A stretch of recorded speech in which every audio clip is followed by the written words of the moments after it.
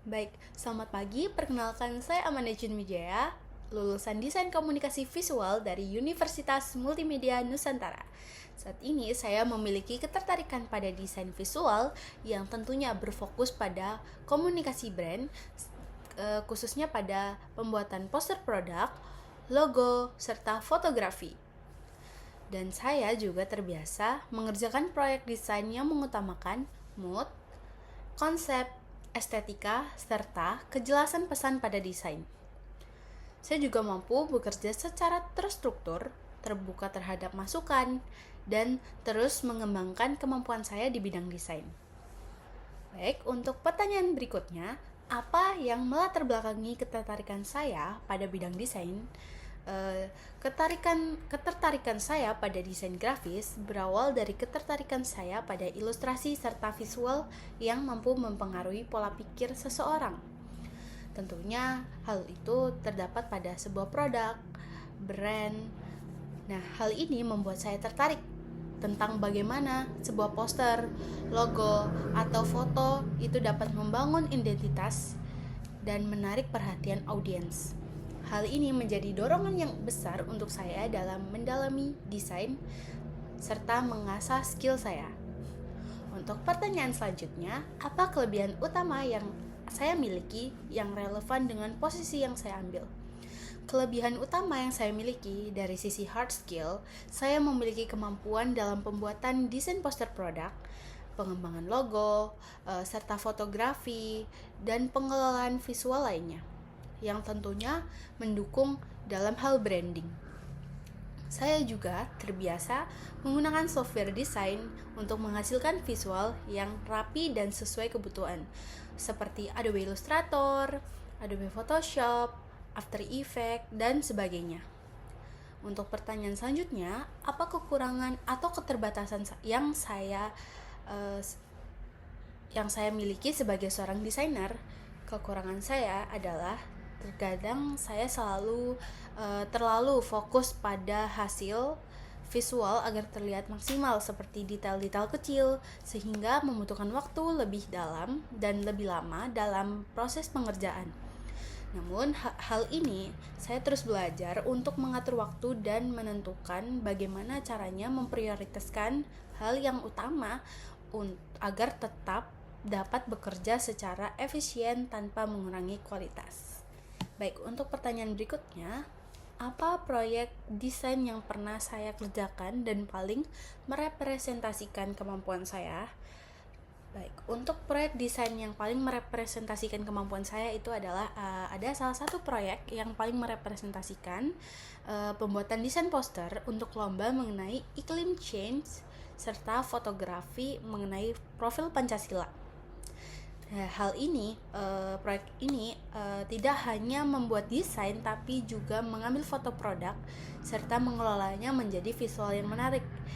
Dan dalam pembuatan desain, adanya kolaborasi ilustrasi serta fotografi membuat kemampuan saya semakin terasa.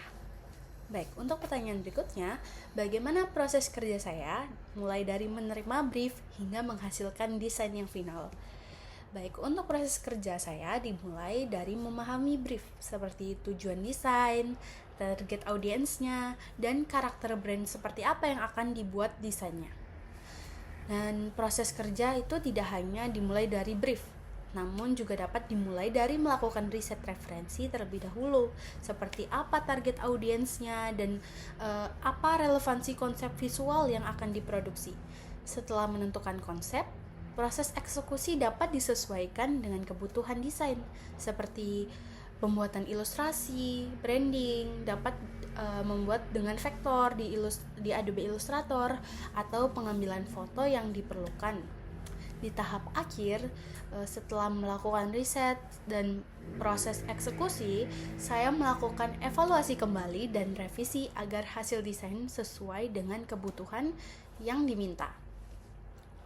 Untuk pertanyaan berikutnya, bagaimana saya menggunakan AI atau Artificial Intelligence dalam proses kerja sebagai seorang desainer?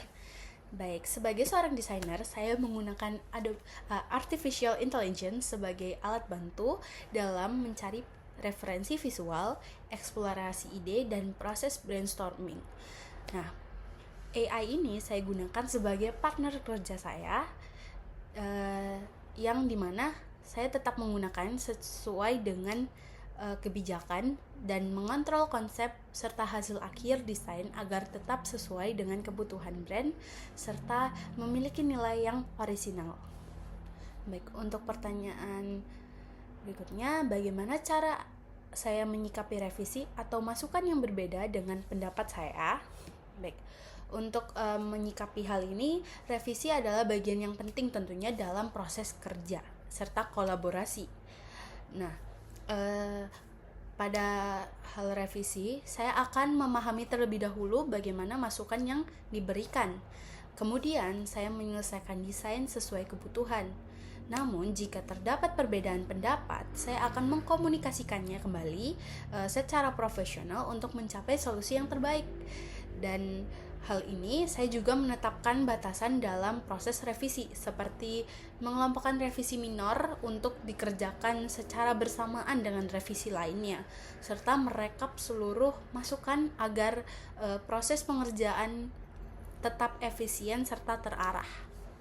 Kemudian pertanyaan berikutnya, apa yang akan saya lakukan jika menerima brief yang kurang jelas atau mengalami perubahan di tengah proses pengerjaan? Baik, hal yang saya akan lakukan jika saya menerima brief yang kurang jelas, saya akan mengajukan pertanyaan kembali untuk memastikan bagaimana desain ini akan saya kerjakan dengan arah yang tepat, serta jika terjadi perubahan di tengah proses, saya akan menyesuaikan kembali konsep dan mengatur timeline dan meminta perpanjangan deadline agar hasil agar tetap maksimal. Kemudian pertanyaan terakhir, menurut saya, apa peran seorang desainer grafis dalam sebuah tim kerja? Baik, menurut saya dalam desain grafis diperlukan sebuah tim kerja untuk kolaborasi, di mana tim kerja ini berperan sebagai komunikator yang sangat membantu dalam pekerjaan, yaitu bagaimana kolaborasi dengan tim agar hasil yang dicapai dapat maksimal, menarik secara visual, gabungan dari beberapa pendapat, juga efektif dalam mencapai tujuan, dan bekerja secara tim akan membuat proyek terasa lebih ringan. Baik, saya sangat antusias untuk dapat berkembang serta berkontribusi sebagai desainer grafis, khususnya dalam menciptakan visual yang tidak hanya menarik, namun juga memiliki nilai yang komunikasinya kuat. Saya percaya dengan kemampuan yang saya miliki serta kemauan untuk terus belajar, saya dapat memberikan kontribusi yang terbaik serta positif bagi tim perusahaan. Terima kasih atas kesempatan yang diberikan. Selamat pagi.